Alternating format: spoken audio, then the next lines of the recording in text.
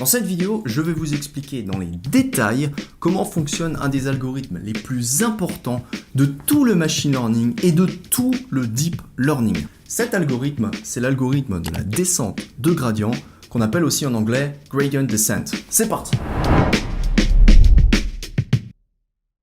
L'algorithme de la descente de gradient, c'est un algorithme d'optimisation qui permet de trouver le minimum de n'importe quelle fonction convexe. C'est-à-dire une fonction qui ressemble à ça, une fonction avec l'allure d'une belle vallée, bien lisse, qui converge en un seul point, en un seul minimum.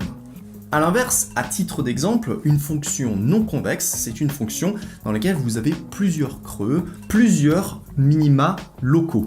En machine learning, on va se servir de cet algorithme dans les problèmes d'apprentissage supervisé pour trouver le minimum de la fonction coût qui justement est une fonction convexe. Par exemple, l'erreur quadratique moyenne.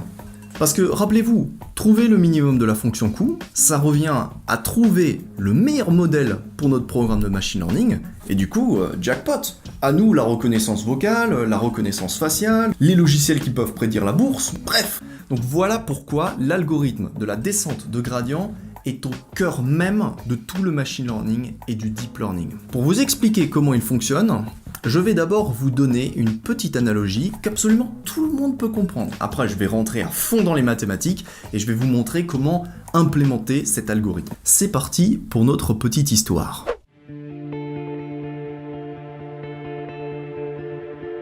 Imaginez que vous soyez perdu en pleine montagne. Votre but est de rejoindre le refuge qui se situe au point le plus bas de la vallée dans laquelle vous vous situez. Le problème, c'est que vous n'avez pas pris de carte avec vous et vous ignorez donc complètement les coordonnées de ce refuge. Vous devez vous débrouiller tout seul. Eh bien, voici une stratégie qui va vous permettre de vous en sortir. Depuis votre position initiale, vous cherchez tout autour de vous, donc sur 360 degrés, la direction de là où la pente descend le plus fort. Une fois que vous avez trouvé cette direction, vous la suivez pendant une certaine distance, mettons 300 mètres, sans vous arrêter. Et une fois arrivé à ces 300 mètres, vous recommencez. Vous cherchez sur 360 degrés là où la pente descend le plus fort, puis vous marchez 300 mètres, puis vous recalculez la pente, puis vous marchez 300 mètres, et ainsi de suite. Vous allez converger vers le point le plus bas de votre vallée et vous allez trouver votre refuge. Eh bien, ce qu'on vient de faire là, c'est ni plus ni moins que l'algorithme de la descente de gradient.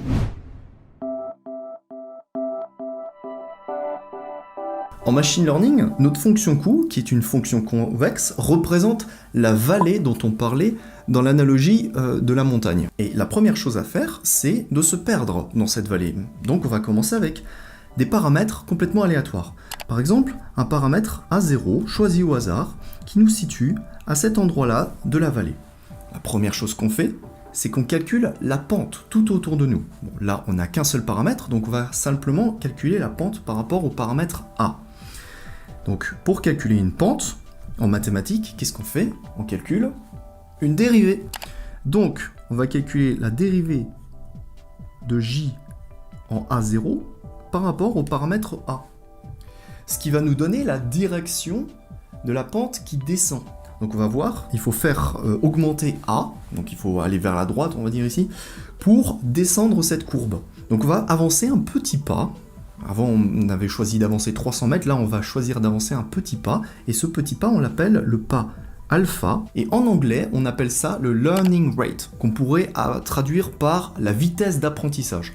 Mais on va s'en tenir à l'idée de faire un petit pas. Donc on fait un pas vers l'avant, ce qui nous amène à une position A1. Donc on a changé notre position dans cette vallée. Et à partir de cette position, on se situe là. Et on va recalculer la valeur de notre pente. Donc on va recalculer la dérivée. Et on va voir qu'il faut continuer à avancer dans cette direction. Donc on va refaire un certain pas alpha. Ce qui va nous amener à la position A2. À partir de laquelle on va recalculer la valeur de notre pente, donc on va recalculer la dérivée de J par rapport à A, etc., etc., etc., jusqu'à converger, comme ça, jusqu'au minimum de notre vallée. Et là, je vous ai dessiné cet algorithme en 2D parce que je suis sur une tablette, mais dans notre fonction coût, on voit bien que J dépend à la fois de A et de B. Donc il faut faire la même chose par rapport à B. Et on peut très bien visualiser en 3D la surface J, donc la surface de notre fonction coût, selon les paramètres A et B.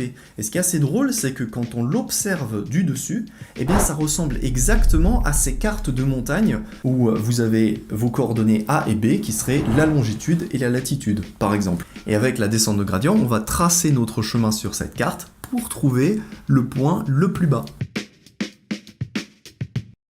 Bon, maintenant je vais vous donner la formule qui permet d'implémenter l'algorithme de la descente de gradient. Cette formule, la voici. On va dire que A, I plus 1, A au tour I plus 1, est égal à la valeur de A au tour d'avant, donc A, I, moins alpha, donc notre learning rate, multiplié par la dérivée de J par rapport à A pour A de I. Et cette formule, on la met dans un loop, et ça devient un algorithme itératif.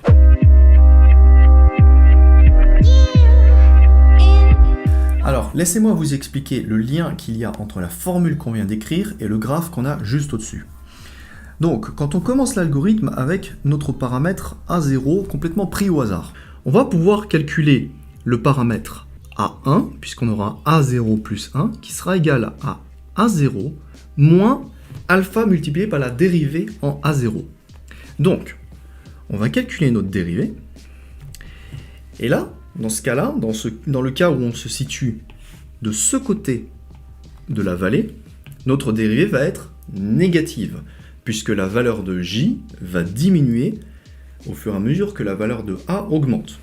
Donc là, on a une dérivée négative. Donc ce terme-là est négatif. Maintenant, notre hyperparamètre alpha, il est toujours positif. C'est quelque chose à savoir. Donc le produit nous donne quelque chose de négatif. Donc on va avoir A1 qui sera égal, donc A1 qui sera égal à A0 moins quelque chose de négatif, c'est-à-dire plus quelque chose de positif. Donc A1 sera supérieur à A0, donc on va faire avancer A0 un petit peu vers la droite, donc on va faire augmenter un tout petit peu A0, ce qui va nous donner A1. Et la distance qu'on a là, c'est donc le produit entre le learning rate et notre dérivée. Ensuite, on va répéter notre loop. On pourra écrire que A2, ce sera égal à A1 moins la dérivée de J en A1 par rapport à A. Et donc, on calculera notre dérivée ici. On verra qu'on aura toujours une dérivée négative, ce qui va nous faire avancer vers la droite. Donc on aura A2 qui sera là, etc., etc. Donc c'est un algorithme itératif. Et donc, avec juste une ligne de code ou une formule mathématique, on arrive à converger vers le minimum de notre fonction coût. C'est-à-dire qu'on arrive à trouver le meilleur modèle pour notre programme de machine learning. Maintenant, dans le cas où on se trouve de l'autre côté de la vallée, par exemple, on prend un paramètre A0 aléatoirement qui se situe ici. Lorsqu'on va calculer la dérivée, cette fois-ci on aura une dérivée positive, puisque la valeur de J augmente avec la valeur de A. On voit bien que là, J est en train d'augmenter, ça monte. Donc, ce terme-là sera cette fois-ci positif, ce qui fait qu'on aura A1 qui est égal à A0 moins une valeur positive, donc on a bien A1 qui est inférieur à A0. De ce fait, quel que soit le côté de la vallée duquel on commence notre algorithme, eh bien on assure une convergence vers le minimum de notre vallée.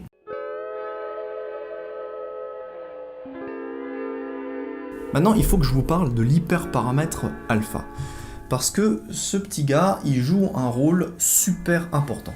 En fait, si vous choisissez une mauvaise valeur pour votre paramètre alpha, alors vous risquez de ne jamais pouvoir développer un bon modèle de machine learning. Je vous explique pourquoi. Si la valeur de alpha est trop grande, parce que vous voulez apprendre très vite et converger rapidement, alors il se peut que votre modèle oscille en permanence autour du minimum de votre fonction coût.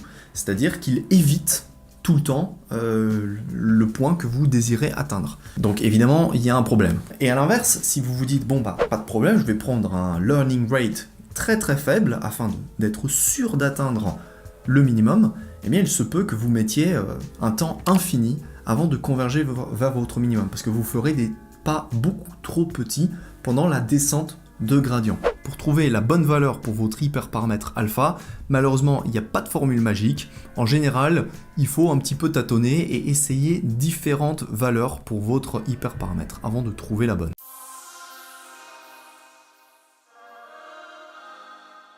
Donc si maintenant vous cherchez à résoudre un problème de régression linéaire, c'est bon, vous avez votre modèle, vous avez votre fonction coût, vous avez l'algorithme de la descente de gradient, c'est terminé. Encore faut-il avoir calculé notre gradient. Et c'est la dernière chose qui nous manque, parce que dans ces formules, là, on a des dérivés. Et ces dérivés, il faut bien pouvoir les entrer dans la machine. Donc, on va devoir calculer ces dérivés. Donc, pour rappel, notre fonction coût, si c'est l'erreur quadratique moyenne, elle nous donne... Alors, si on cherche à dériver cette fonction par rapport à A, donc on cherche la dérivée partielle de J par rapport au paramètre A. On a une fonction composée dans laquelle ça serait la valeur de f, et ça serait la valeur de g. Et donc on a une fonction composée g rond f. Donc on se rappelle la formule de la dérivée d'une fonction composée, ça nous donne f' fois g' rond f. Ce qui fait que si on dérive j par rapport au paramètre a, on va avoir le carré qui va tomber et qui va s'annuler avec le 1/2, et on va avoir le x qui va sortir. Donc notre dérivée devient 1 sur m fois la somme des x à x plus b moins y. Voilà, ça c'est notre dérivée par rapport au paramètre a. Et à ce stade, il suffit d'entrer ça dans notre formule pour l'algorithme de la descente de gradient, et c'est bon.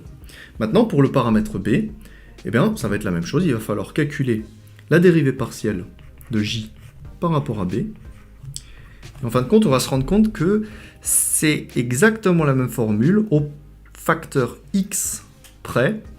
Pourquoi? Parce que en face de b, là, on n'a pas de facteur x, mais on a un coefficient 1. On a 1 fois. Donc on aura... Et ceci nous donne donc l'expression à entrer dans cette partie-là de la formule de l'algorithme de la descente de gradient. Et à ce stade-là, oui, maintenant c'est bon, c'est terminé. On a écrit notre premier modèle de machine learning en entier. On a le dataset, le modèle, la fonction coût, le gradient que l'on utilise dans l'algorithme de la descente de gradient. Bravo! Voilà, vous savez maintenant tout ce qu'il y a à savoir sur l'algorithme de la descente de gradient. On a vu le calcul du gradient, on a vu l'importance de l'hyperparamètre alpha. Maintenant, il n'y a plus qu'à écrire dans l'ordinateur notre premier programme de machine learning qu'on verra très bientôt dans une prochaine vidéo. Pour ne pas la louper, merci de vous abonner. Si cette vidéo vous a plu, merci de laisser un commentaire. En complément, vous êtes libre de recevoir une copie de mon livre Apprendre le machine learning en une semaine. Le lien est dans la description. Je vous dis à très vite pour la prochaine vidéo.